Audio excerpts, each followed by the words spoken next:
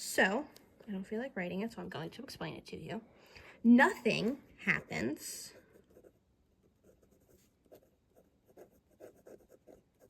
because the marginal cost does not change. And when the marginal cost does not change, nothing happens to the deadweight loss. And that is the practice problem. All right, now for our macro topic, unemployment. Unemployment is when workers that are actively looking for a job but aren't working. The unemployment rate is the percent of people in the labor force who want a job but are not working. In the labor force is you have to be at least 16 years old, you have to be able and willing to work, you can't be in jail or in a hospital, you can't be in the military, in school, full-time, and you also can't be retired. Now, the unemployment rate equation is the number of unemployed people over the number of people in the labor force times 100. And now the types of employment. Number one, we have frictional unemployment, which is temporary unemployment or being between jobs. Individuals or qualified workers with transferable skills. Now the next type is structural unemployment, which is changes in labor force make some skills obsolete. Individuals do not have transferable skills, and workers must learn new skills to get a job. The permanent loss of these jobs is creative destruction. Cyclical unemployment, which is the next one, is unemployment that is caused by a recession.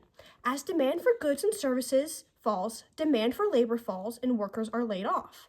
This is called demand-deficient unemployment. Okay. All right, next we're going to talk about the natural rate of unemployment, abbreviated as NRU.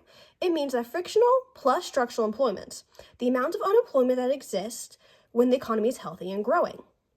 So full employment output, or Y, which is labeled on the graph, is when real GDP is created when there is no cyclical unemployment. In the US is at full employment when there's between 4 to 6 unemployment, usually 5%. Now, the criticisms of the unemployment rate is discourage workers. Some people, which means that some people are no longer looking for a job because they've given up.